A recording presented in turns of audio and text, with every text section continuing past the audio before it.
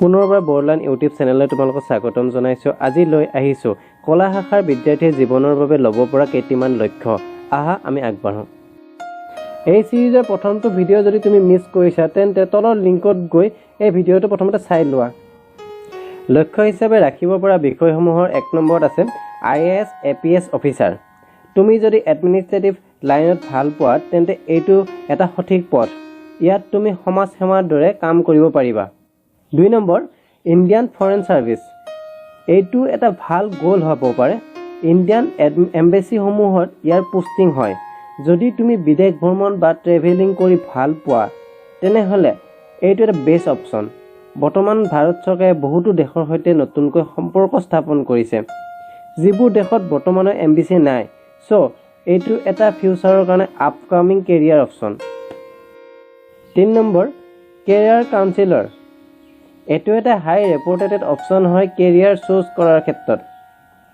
এইটো এনে এটা অপৰচুনিটি যিটোৰ দ্বাৰা নিজৰ লগতে আনকো তুমি হেল্প কৰিব পাৰিবা।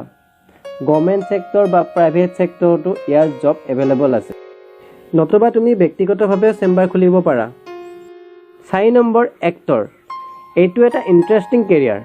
যদি তুমি এক্টিং কৰি ভাল পোৱা নতুবা কালচাৰেল লাইনত আগবঢ়া তেনেহ'লে তুমি এই লাইনটোৰ বাবে perfect. As a comedian, disco jockey, news reader, radio' jockey, singer আদিত তুমি নিয়োগ হ'ব পাৰিবা। এই লাইনত এডুকেশ্যন লাইনতকৈ পাৰ্চনেল টেলেণ্ট বেছি ইম্পৰ্টেণ্ট হয়। সমাজৰ সৈতে মিলি থাকি নিজকে আগবঢ়াই নিয়াৰ কাৰণে এইটো এটা ডাঙৰ স্ক'প। 5 number lower. মই ভাবোঁ লয়াৰ এটা ভাল বিষয় হয়। ইয়াৰ দ্বাৰা যিমানখিনি লিগেল কাম থাকে ইয়াৰ জৰিয়তে ছল্ভ কৰিব লাগে। গভৰ্ণমেণ্ট ছেক্টৰ হওক বা প্ৰাইভেট ছেক্টৰ হওক এই দুয়োটাতেই লয়াৰৰ প্ৰয়োজন। ইয়াৰ বাহিৰেও ব্যক্তিগতভাৱেও চেম্বাৰ খুলি ভাৰতীয় সংবিধান সুৰক্ষাৰ ক্ষেত্ৰত কাম কৰি যাব পাৰে। 6 নম্বৰ তুমি যদি ৰাইটিঙত ভাল তেনেহ'লে জাৰ্নেলিজম ৰাইটাৰ ৰিডাৰ হিচাপে নিজৰ গ'ল ঠিক কৰি ল'ব পাৰা। ডেম'ক্ৰেচি 4th পিলাৰত নিজকে নিয়োগ কৰাৰ কাৰণে এইটো এটা সুন্দৰ সুযোগ। 7 নম্বৰতে মডেল। এইটো বিষয়ত ছোৱালীসকলে অতি সহজতে যাব পাৰে। ইয়াৰ দ্বাৰা ভৱিষ্যতেও যথেষ্ট সুন্দৰ প্ৰতিষ্ঠা পাব পাৰে। মডেলৰ পৰা এক্টিঙৰ লাইনটোতো খোজ পেলাব পাৰে।